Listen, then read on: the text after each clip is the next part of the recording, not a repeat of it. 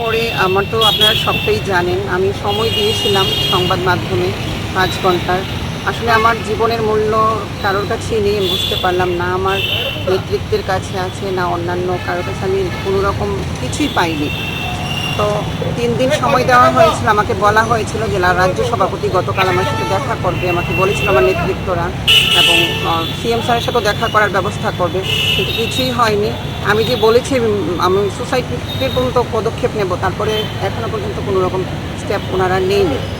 তারপর আমি আজকে বাধ্য হয়ে এফআইআর করতে হলো, কারণ আমি আমার দলের কাছ থেকে কোনো রকম বিচার পেলাম না, কারোর কাছ থেকে না। এখন আইনের সাহায্য নিলাম এবং আইনের কাছে আমি এটাকে চাই, আইন যেন সুস্থভাবে তদন্ত করে, এটা সঠিক বিচার হয় এবং যা যা ক্ষতি হয়েছে আমার ক্ষতিপূরণ দেয়। তো আমি এইটাই নিয়ে আজকে আইনের দ্বারস্থ হয়েছে। আরেকটু কথা আমি বলতে চাই, আমি এফআইআর করেছি, এফআইআর রিসিভ কপিটা এটাতে প্রায় 59 জনের সিগনেচার আছে। উনি গতকাল প্রেস মিটে বসে বিভিন্নভাবে উনি ওনার চক্রান্তে নিজেই ফেসেছে, বিভিন্ন কথা, আমাকে মারেনি, মোবাইল ভাঙেনি, আবার বলেছে রেকর্ড ডিলিট করতে গিয়ে মোবাইল পড়ে গেছে।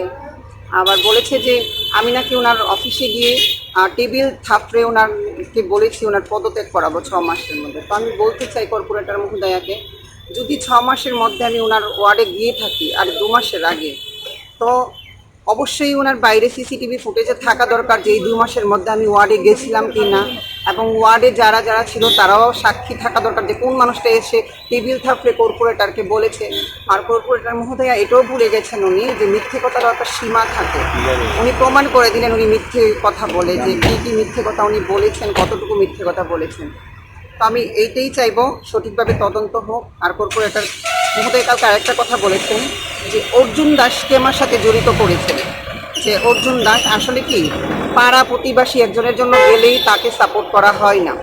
আমার কর্পোরেটর মহোদয়া সম্পূর্ণভাবে ড্রাগসের সাথে জড়িত। আমি বিশাল বড় একটা কথা বলছি, কারণ আপনিও দেখতে পারেন ১/১২/২০২৪ আমি একটা ড্রাগস বিরুদ্ধে একটা আমার এই এলাকা যেন ড্রাগস মুক্ত হয় সেটাকে নিয়ে একটা কমপ্লেন লিখেছিলাম এবং কর্পোরেটর মহোদয়ের কাছে গেছিলাম যে ম্যাডাম আপনি এটাতে নিজ স্বাক্ষর এবং আপনার সাপোর্টে যেন এই এরিয়াটা নেশামুক্ত করতে পারি, আপনি সাপোর্ট করুন।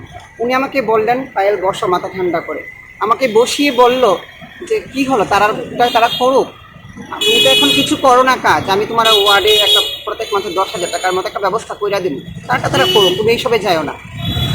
কর্পোরেটর মধ্যে নিজেই কইছে। তারপর আমি একা এই ড্রাগস মুক্ত অভিযান নিয়ে আমি কমপ্লেন করছি এবং পুলিশ যেন প্রত্যেক দিন 3 থেকে 4 বার মানে ওইখানে যায় এবং ওই এরিয়াটাকে দেখে সুস্থভাবে ড্রাগস মুক্ত অভিযানের জন্য আমি একা লড়াই করেছি সর্বপ্রথম।